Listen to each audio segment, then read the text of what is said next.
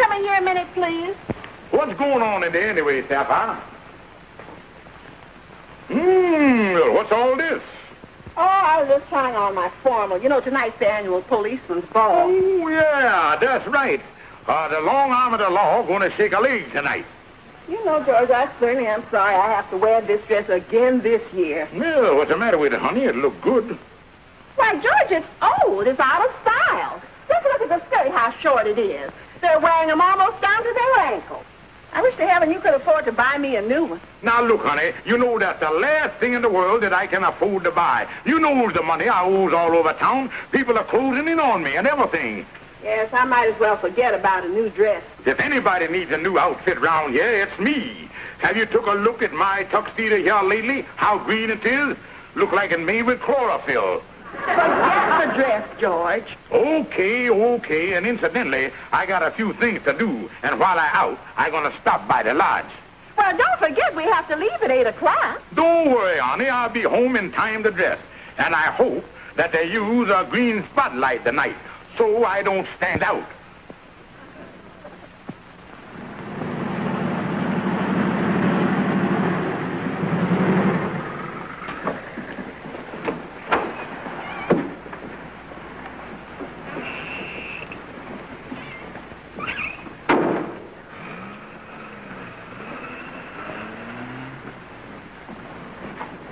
Yeah, well, okay, honey. I'll pick you up at 8 o'clock tonight for the dance.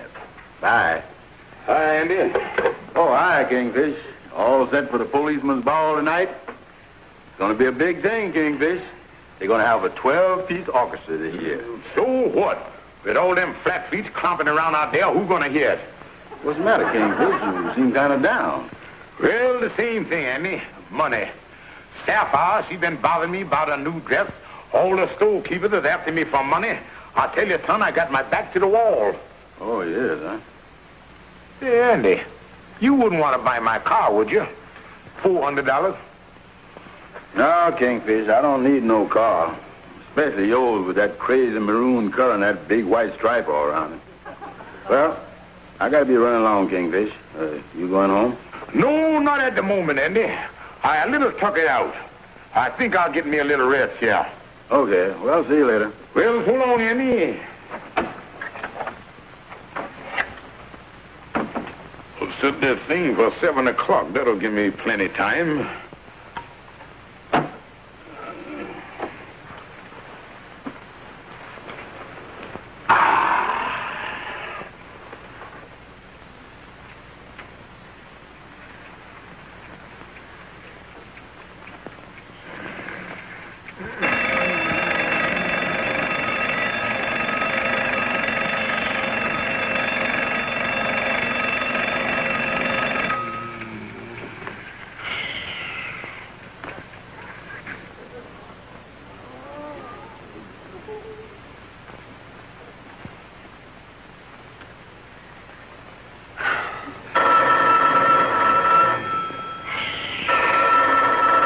Are you sure there's no answer, operator?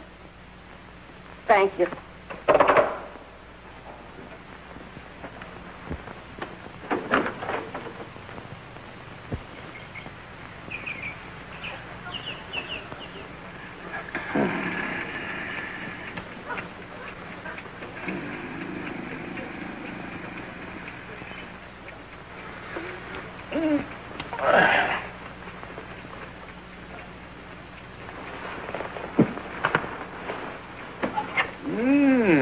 $5:30. Well, I feel a whole lot better after my little nap. Guess I'll get on home and get dressed for the party.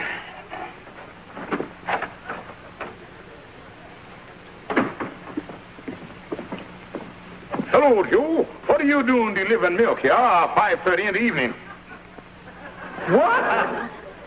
Well, it's 5:30 in the morning, Kingfish. Morning? Holy mackerel. I got to take Sapphire to a dance 9 hours ago. Well, I better get in my car and get on home.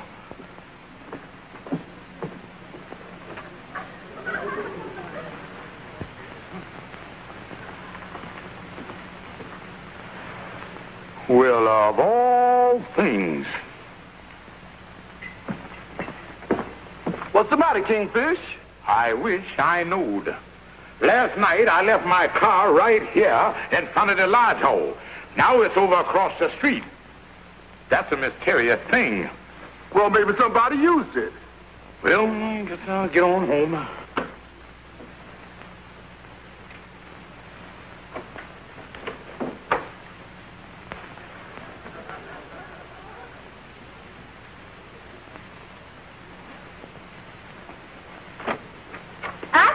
Catch you trying to sneak in here. Oh, no, honey. I thought I'd hit the ball early this morning. Got up and just made my bed and everything. I just leaving. Where have you been all night? Look, honey, you wouldn't believe me if I told you.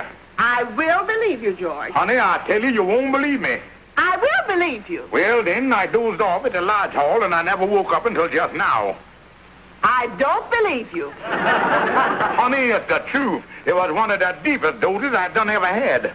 That's one of the most ridiculous excuses I've ever heard. Look, honey, you got to believe me. We'll talk about this later. But just a second, honey. Did you by any chance come over to the lodge hall last night and use my car to go to the dance? Huh. I wouldn't go near that old wreck. Are you coming to bed? No, honey, I don't think I'm going to need any more sleep again for 2 or 3 hours.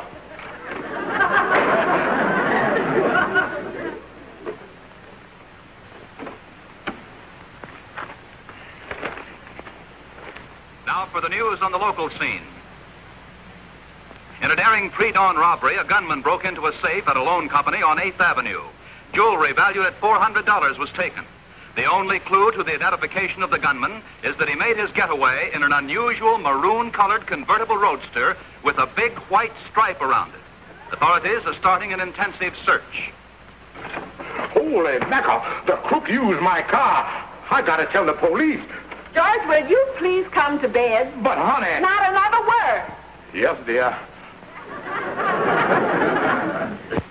And if you have any information regarding this maroon automobile with a big white stripe around it, contact police headquarters at once. That's Kingfish's car, all right. A $400 robbery. Now I see why he didn't come to the dance last night. There ain't no two ways about it. Because everybody knows the boy is desperate and needs money. This is awful. Awful. The Kingfishers did people now and then, but he ain't never stole none before. You know, the human mind is just like a watch. And if you put too much pressure on the winder, it snaps the mainspring. Well, that ain't too serious. Ain't serious? No, there's a man down the street. He fixes mainsprings for $3.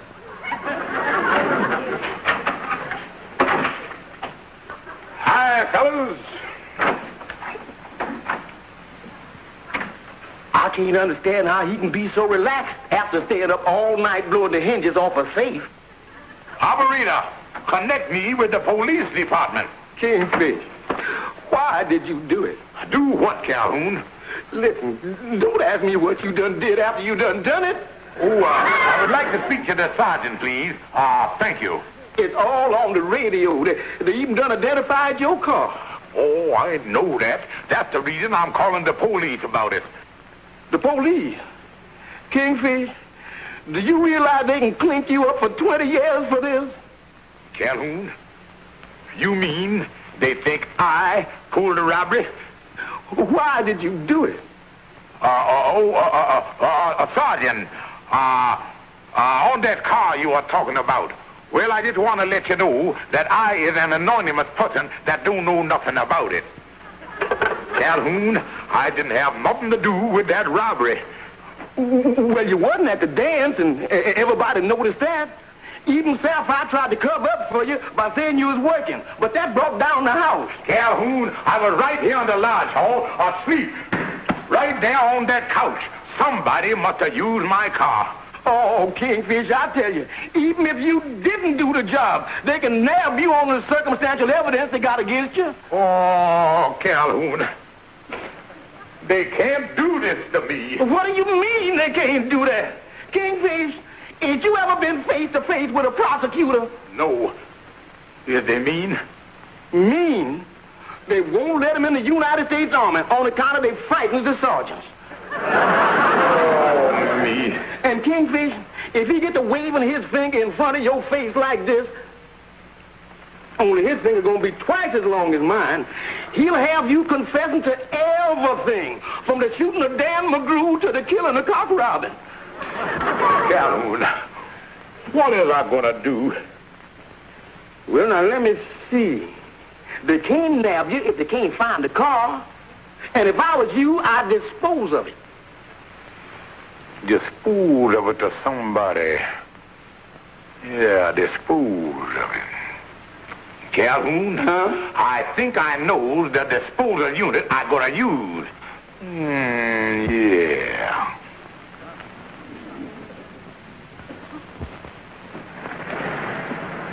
Hi, Andy. Come here, son. There's something I want to show you here. Wait a minute, Kingfish. I got that message up at my place for me to meet you here. What you want to see me about? Well, now, I'll tell you, Andy, old pal. Hold it, Kingfish, hold it. Whatever it is, I don't want to hear it. Why, what's the matter? I don't want to hear nothing that starts out with Andy, old pal. I can't never afford it. Oh, no, Andy. I had you come over here because I want to do you a favor. What's that? Well, Andy, this car here of mine that I wanted to sell you last week. Look, Kingfish, the answer is still the same. I ain't paying $400 for that junk heap. Now, look, Andy. Look, Andy, forget the $400 price. I done shaved it a little. And if you act right quick, you can have the car for $2. $2? Well, I don't know, Kingfish. Look, Andy, would you take the car if I give you $2? Yeah, well, to tell you the truth, Kingfish, I don't need no car like that. Would you take the car if I give you the $400? Oh, Kingfish, the thing is beginning to sound silly.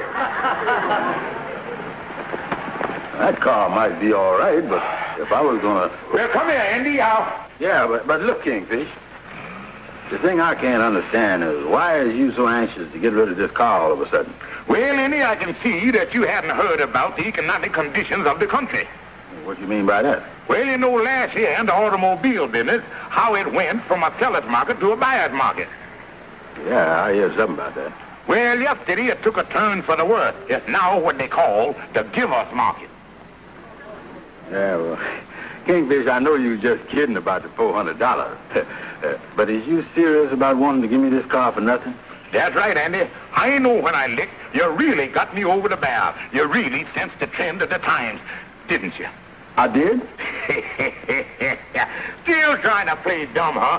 You the slicky, all right. But, Andy, I know when I beat. And I got the contract all made out here. Mm-hmm. See, I done signed my name there already where it says victim.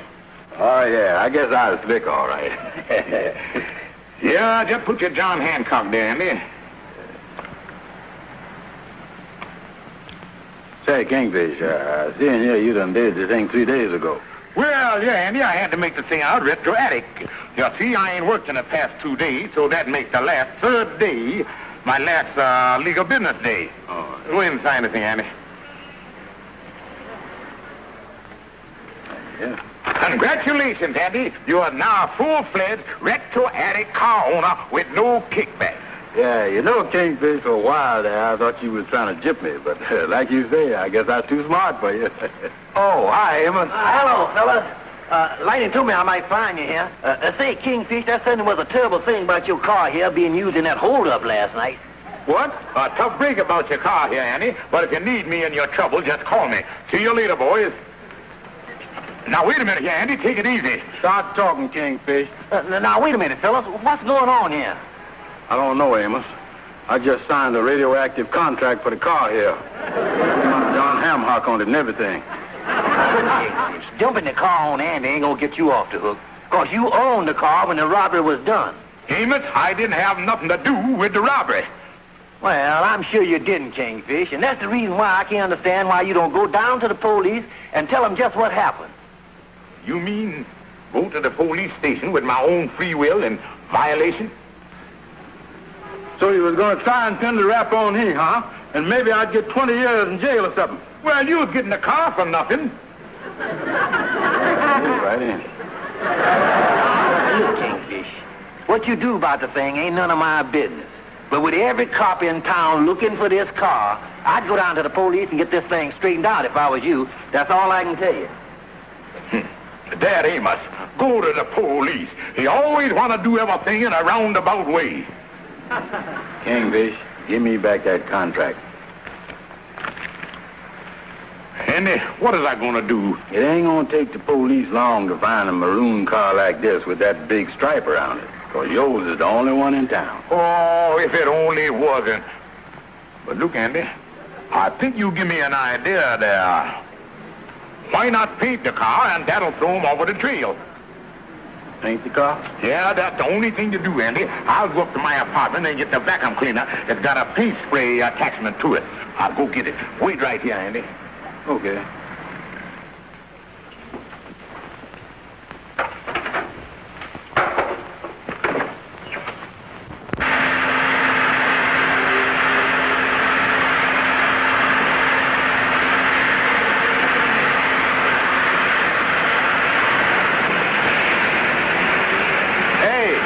Better take another look.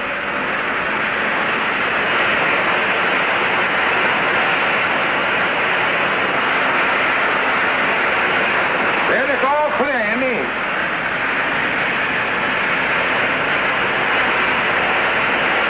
Well, they're all through, Andy. Yeah, me too.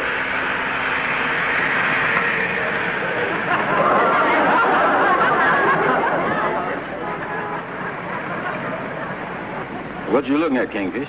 I don't know, Andy, but there's something different about you. I just can't put my finger on it.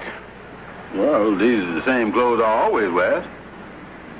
Andy, how long you been wearing a white derby?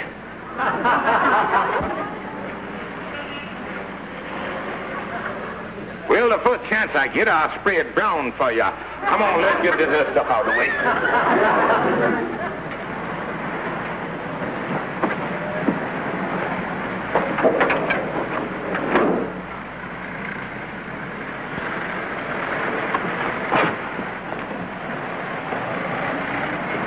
Well, Andy, we done a good day's work here today. Yeah.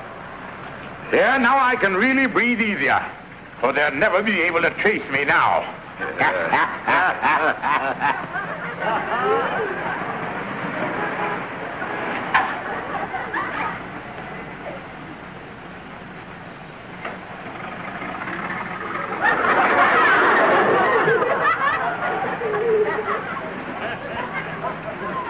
Well, how do you do there? Say, what is that? Something new? A white derby? Yeah, this is the new style this year. I see. Say, that's a fine paint job you got there. Is that a new one? Oh, no. That's the original paint job come with the car. That's the 1939 model. You mean that's the original paint job? Yeah, that's right. You know, they did a much better job in those days. Yeah. They really made cars that could stand up. Believe me, you don't find paint jobs like this on the cars they put out today. Look at there. Still smooth. Just as if it was done yesterday.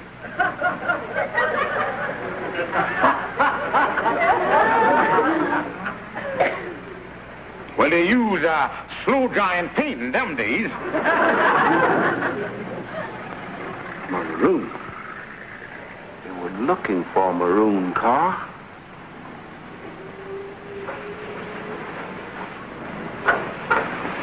With a big white stripe.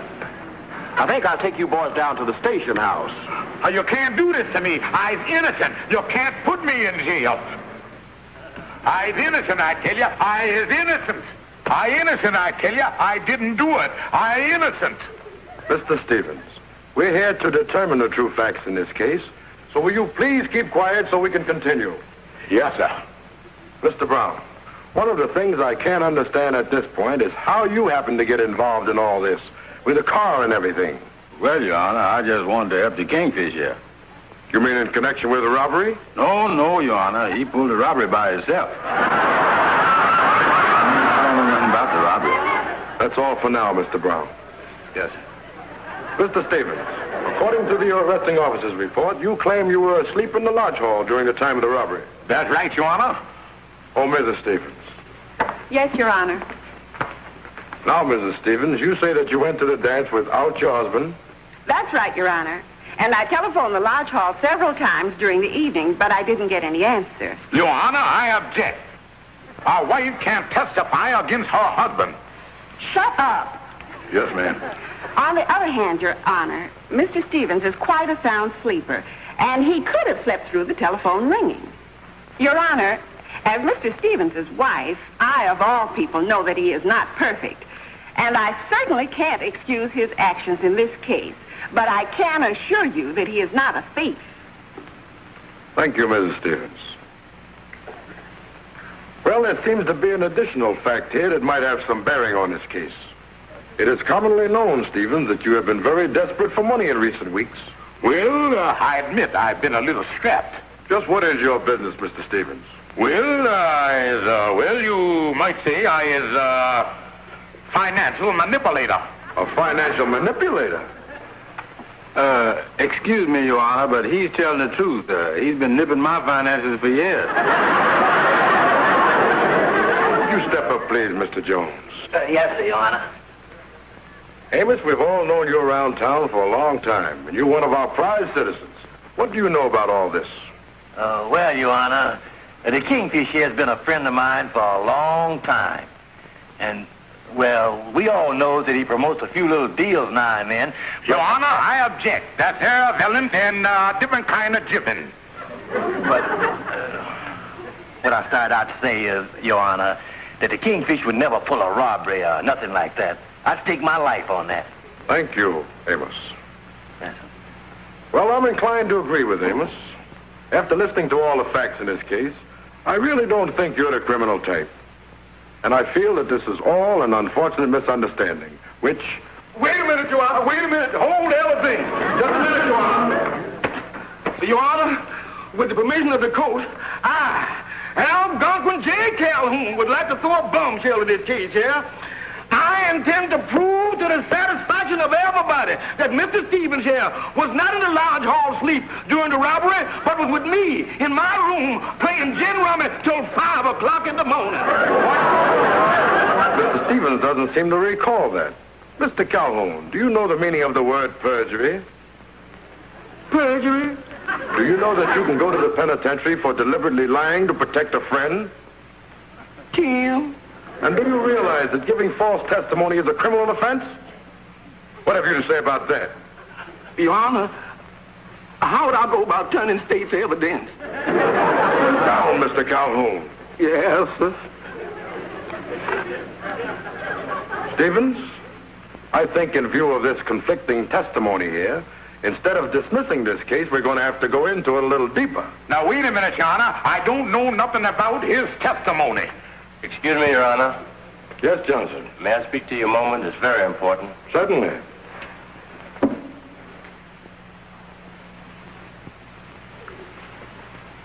Well, folks, that settles this case. What do you mean, Your Honor? I tell you, I didn't do it. I know you didn't, Stevens. We just picked up the thief who committed the robbery when he was trying to pawn some of the jewelry. He confessed to the whole thing. He admitted using your car in the robbery.